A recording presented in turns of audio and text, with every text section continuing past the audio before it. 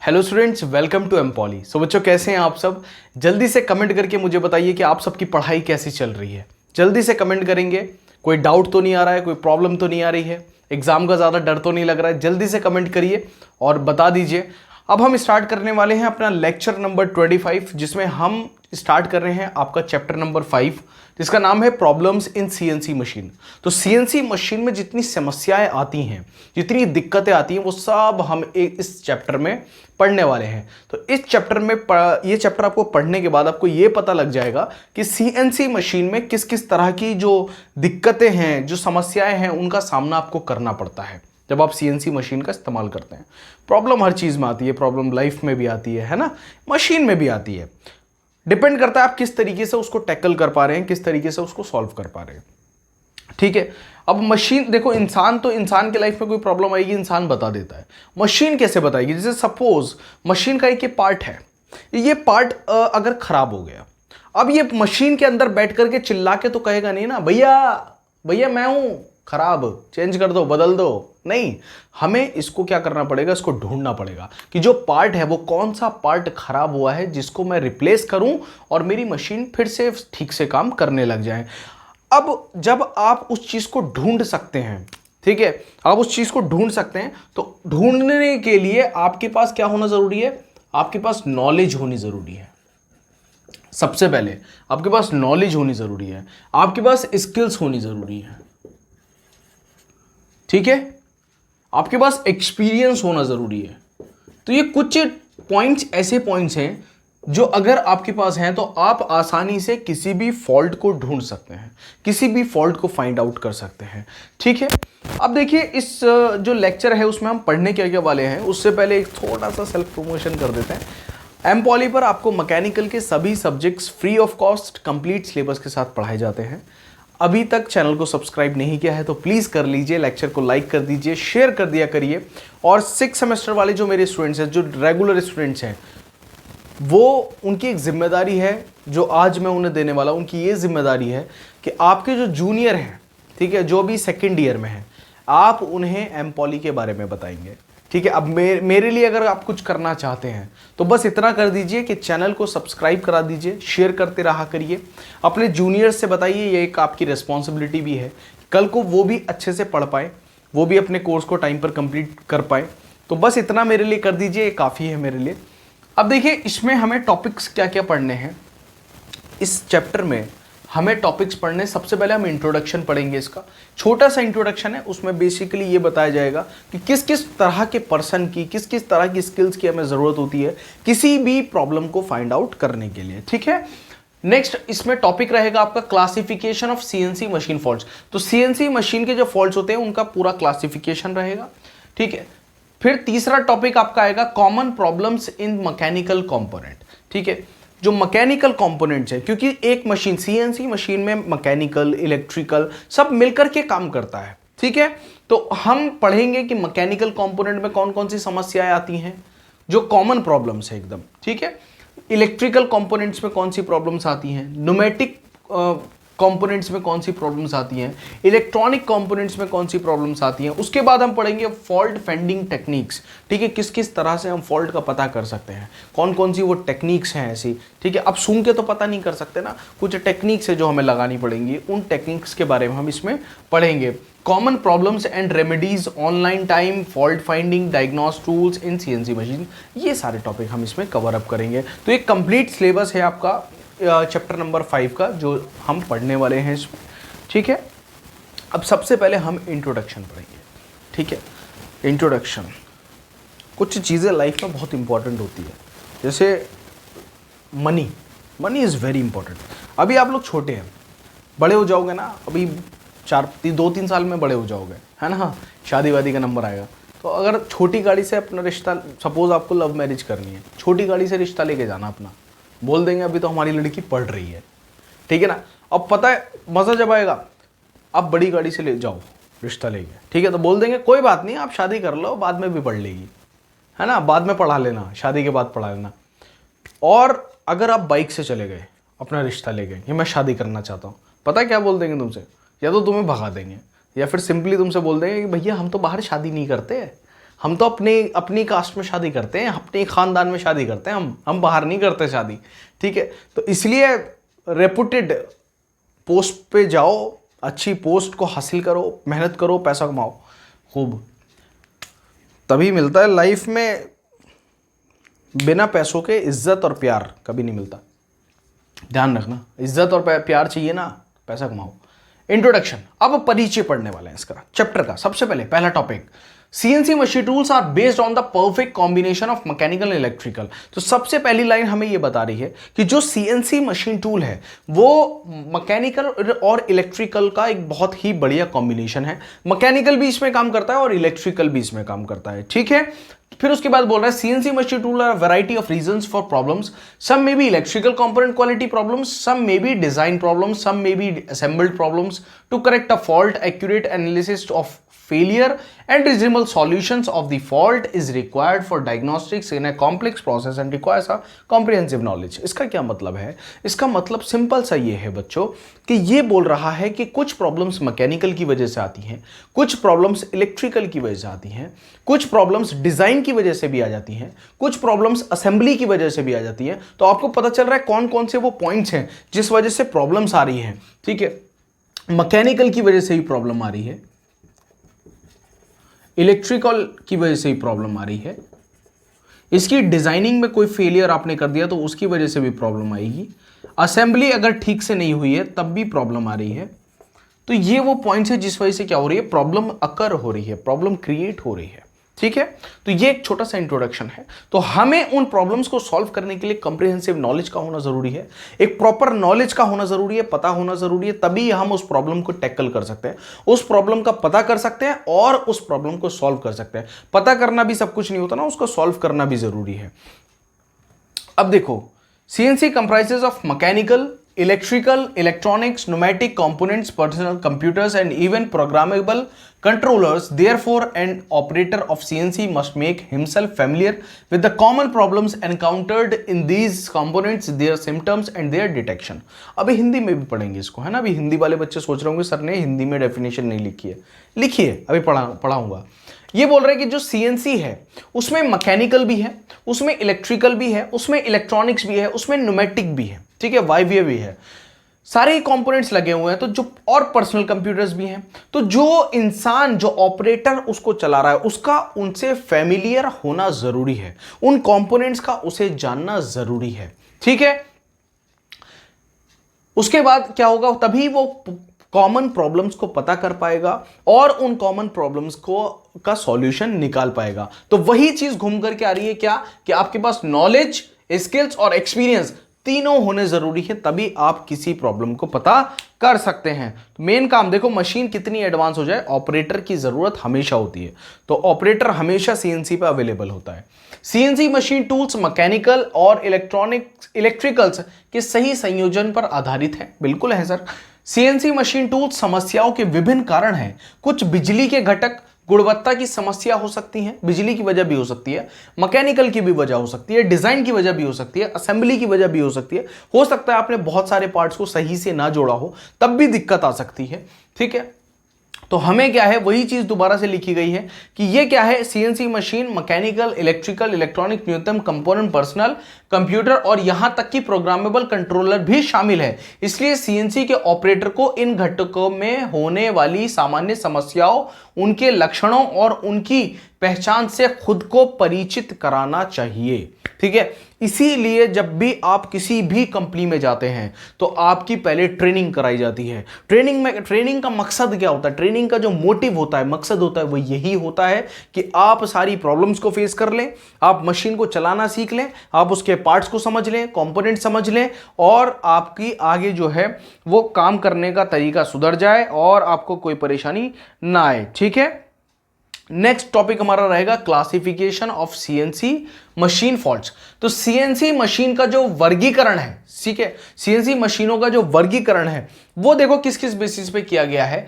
तो इसको हमने क्लासिफाई किया है एलिमेंट्स के बेसिस पे, ठीक है, यानी कि उसके तत्वों के अनुसार, उसके फिनोमिना यानी कि घटना के अनुसार, उसकी प्रकृति के अनुसार, है ना। नेचर वाला नेचर नहीं है, स्वभाव वाला ये प्रकृति वाला नेचर है ना, समझ जाओगा।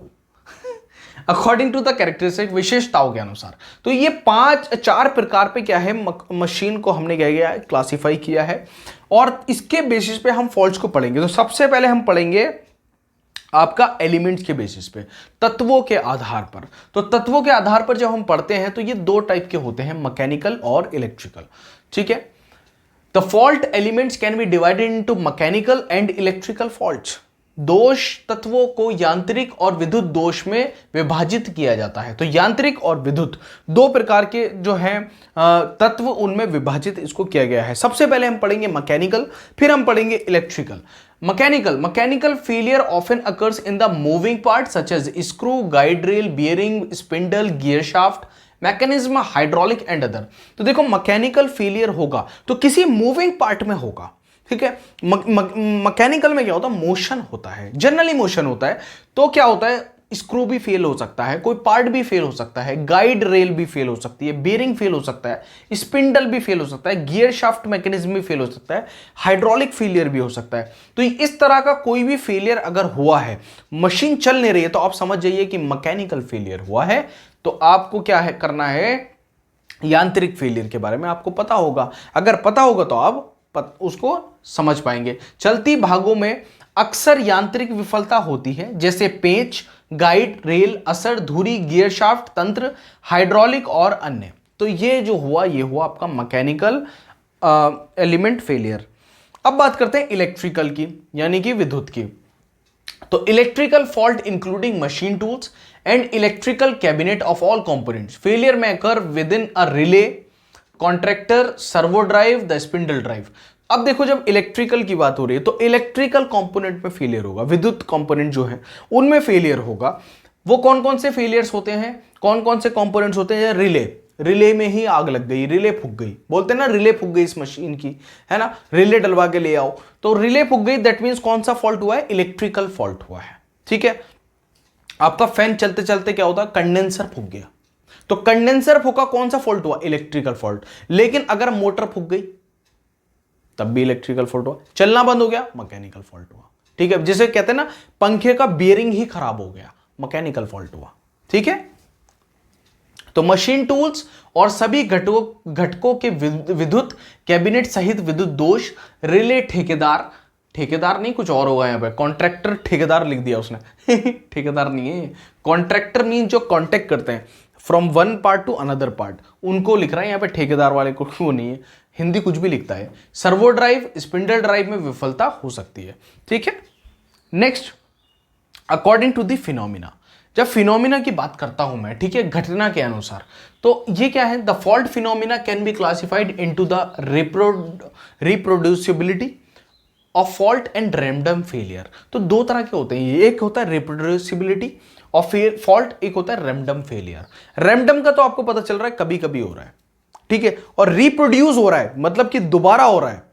समझना इसको समझो, वर्ड से ही याद करा दूंगा अभी मैं। ठीक है, सुबह हो गई ना, चिड़िए भी बोलना स्टार्ट हो गई।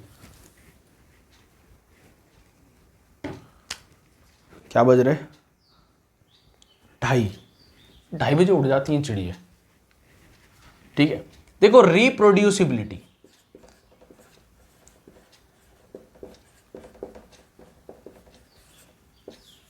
तो रिप्रोड्यूसिबिलिटी में एक वर्ड आया रिप्रोड्यूस का मतलब हो रहा है कि बार बार वो चीज बन रही है, बार बार वो चीज हो रही है, दैट मीन्स इसमें गलती रिपीट होगी। रैंडम का मतलब हम सब जानते हैं, जो कभी कभी होता है। ठीक है, कभी कभी होता है, तो रैंडम का मतलब क्या है कि वो गलती रिपीट नहीं होगी, उसी चीज को लिखा गया है। घटना की गलती और याद की विफलता की प्रतिलिपि प्रस्तुत करने योग्यता में वर्गीकृत किया जा सकता है। Reproducibility of fault features in certain conditions can occur as a result of this fault can be repeated, so the diagnosis of this are relatively easy. देखो, जो प्रॉब्लम बार बार होती है, हमें पता लग जाता है कि प्रॉब्लम वही हुई होगी, जाके देख लो, वहां से सही कर दो, सही हो जाएगी। ठीक है, लेकिन एक प्रॉब्लम ऐसी होती है जो आज पहली बार हुई, ठीक है, और रेयर हुई, वो रैंडमली हो गई, ठीक है, अचानक से हो गई, तो आपको उसे ढूंढने में वक्त लगता है, समय लगता है। तो रिप्रोड्यूस जो चीज हो रही है, जो रिप्रोड्यूसिबिलिटी वाली फॉल्ट है, जो बार बार हो रहे हैं, तो उसको जो ढूंढना है वो आसान होता है, रिलेटिवली इजी होता है। तो कुछ स्थिति में फॉल्ट सुविधा की रिप्रोड्यूसिबिलिटी हो सकती है, जिसके परिणाम स्वरूप ये दोष दोहराया जा सकता है, इसलिए इनका निदान अपेक्षाकृत आसान है। ठीक है, इसलिए जो इनका निदान है वो अपेक्षाकृत आसान होता है। अब मैं बात करता हूं रैंडम फेलियर की। तो रैंडम फेलियर रिपीट नहीं होते। ठीक है, these faults are not repeated in nature, such failures is usually associated with electromagnetic compatibility about NC machine tool. ठीक है, तो ये दोष प्रकृति, ठीक है, यादृच्छिक विफलता, ये दोष प्रकृति में दोहराया नहीं जाते हैं। ऐसी विफलता आमतौर पर एनसी मशीन टूल के बारे में विद्युत चुंबकीय संरचना से जुड़ी होती है। तो आमतौर पर ये चीज़, ये प्रॉब्लम कब होती है? जब इलेक्ट्रोमैग्नेटिक कंपैटिबिलिटी में कोई प्रॉब्लम आती है, तब ये इस तरह की समस्याएं आती हैं एनसी मशीन में। ठीक है, तो वो कौन सा प्रॉब्लम होगा? रैंडम फेलियर होगा। ठीक है, अब बात करेंगे अकॉर्डिंग टू द नेचर, प्रकृति के आधार पर, प्रकृति के अनुसार। दीज फॉल्ट्स में भी recover ability fault and unrecoverable fault. देखो बड़ा ही आसान है, बहुत ही आसान। रिकवर एबिलिटी फॉल्ट और अनरिकवरेबल।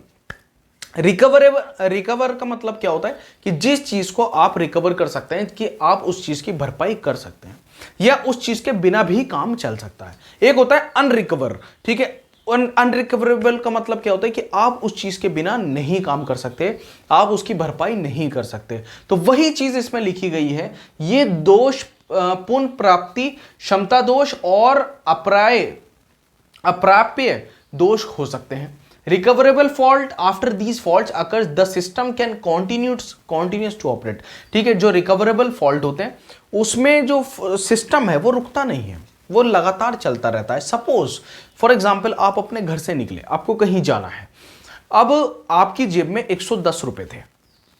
ठीक है, अब आपको पता था कि मेरा जो है वो 10 रुपए लगने हैं और 100 रुपए में संभाल के रखूंगा। अब वो 10 रुपए गिर गए, 10 रुपए गिर गए, 100 रुपए आपके पास है, तो आप क्या करेंगे? ठीक है यार, गिर गए, कोई बात नहीं, रुकते नहीं है, चलते हैं, 90 रुपए बचा लेंगे, 10 रुपए का अब इसमें से खर्च उठा लेंगे। ठीक है, तो क्या हुआ? चीजें रिकवर हो गई, आपने 10 रुपए से काम चला लिया। अब सपोज आप घर से निकले, आपकी जेब में 110 रुपए थे, आपको पता है कि 50 रुपए मेरे जाने में लगने हैं, 50 रुपए आने में लगने हैं, 10 रुपए का मैं कुछ खा लूंगा, 110 रुपए पूरे खर्च हो जाएंगे। आप निकले, 100 रुपए गिर गए जेब से, कितने बचे? 10 रुपए आपके पास बचे। तो अब ना तो आप जा सकते ना आप आ सकते, तो क्या होगा? जो प्रोसेस है वो वहीं रुक जाएगी। आपको उस वापिस आना पड़ेगा, 100 रुपए दोबारा से या तो लेने पड़ेंगे, या फिर आपको उस दिन रुकना पड़ेगा, 10 रुपए में तो काम नहीं हो पाएगा। तो वो कौन सी प्रोसेस हो गई? वो गई अनरिकवरेबल फॉल्ट। ठीक है, तो these faults of a need of replacement of part और रीसेट सीएनसी सिस्टम पैरामीटर। तो इस तरह के जो अनरिकवरेबल फॉल्ट्स होते हैं, इसमें पूरा का पूरा पार्ट ही बदलना पड़ता है। ठीक है, पूरा पार्ट ही बदल दिया। ठीक है, या फिर पूरी मशीन को ही रीसेट करना पड़ा। जैसे इंजन है, इंजन में सपोज कि कोई भी ऐसा पार्ट ले लेते हैं जो खराब हो गया, टाइमिंग चेन इंजन की खराब हो गई, आवाज कर रही है। आपने क्या किया? टाइमिंग चेन को रिप्लेस करा दिया, बदलवा दिया। तो अगर टाइमिंग चेन आपने बदल दी तो क्या होगा? इंजन चलता रहेगा, कोई दिक्कत नहीं है। ठीक है, अब आपने जब नहीं बदलवाई थी तब भी वो धीरे धीरे काम कर रहा था, आवाज ही तो कर रहा था लेकिन काम चल रहा था, तो रिकवरेबल था। अब सपोज आपका इंजन ही सीज हो गया, तो अब जो आपकी गाड़ी थी, बाइक थी, वो तो खड़ी हो गई ना, अनरिकवरेबल हो गए। अब आपको पिस्टन भी चेंज करना पड़ेगा, आपको मोबिल भी चेंज करना पड़ेगा, आपको रिंग भी चेंज करने पड़ेंगे, तो अनरिकवरेबल हो गया, आपको पार्ट चेंज करने पड़ रहे हैं। समझ में आया? मैं उम्मीद करता हूं समझ में आ रहा होगा। इन दोषों को अक्सर भागों के प्रतिस्थापन या सीएनसी सिस्टम पैरामीटर को रिसेट करने की आवश्यकता होती है। तो इस तरह की कंडीशन अगर आ जाती है तो सीएनसी मशीन के जो प्रोग्राम्स होते हैं, पैरामीटर्स होते हैं, उनको भी रिसेट करना पड़ जाता है इस तरह की कंडीशन में। ठीक है, अब बात करते हैं हम कैरेक्टरिस्टिक्स की। तो कैरेक्टरिस्टिक्स के बेसिस पे कैसे हम इसको करते हैं, विशेषताओं के अनुसार विभाजित कर रहे हैं इसको। तो characteristics can be classified no failure alarm और फेलियर अलार्म। तो एक होता है नो फेलियर अलार्म और एक होता है फेलियर अलार्म। अभी समझिए, नो फेलियर अलार्म क्या है? For no fault of machine tool users. ठीक है, जो मशीन टूल यूजर्स है उनका कोई फॉल्ट नहीं है। ठीक है, it is difficult to eliminate such as reference points of error. कोई विफलता अलार्म नहीं, यानी कि मशीन टूल उपयोगकर्ताओं की कोई गलती नहीं है। त्रुटि के लिए संदर्भ बिंदु जैसे इसे समाप्त करना कठिन होता है, ठीक है।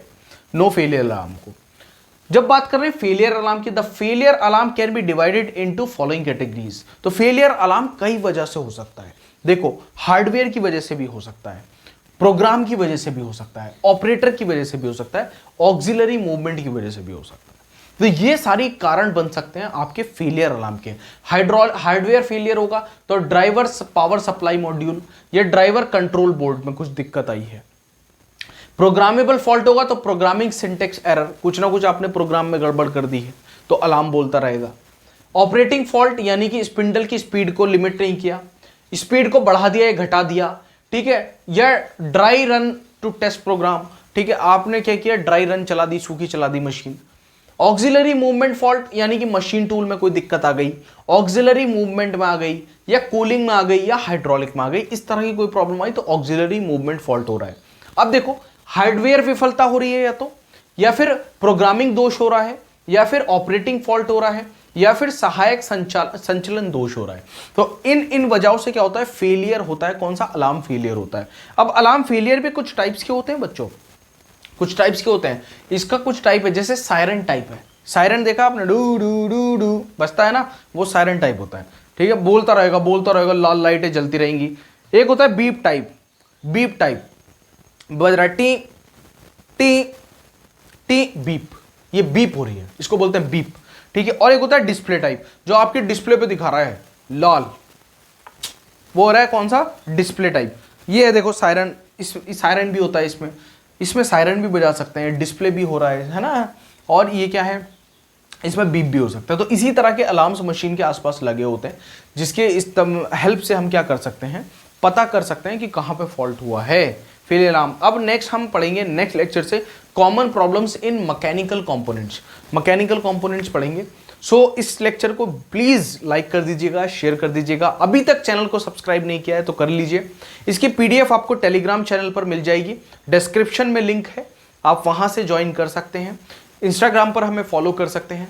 तो मिलते हैं अपने नेक्स्ट लेक्चर में एक नए टॉपिक के साथ। सी यू, बाय बाय।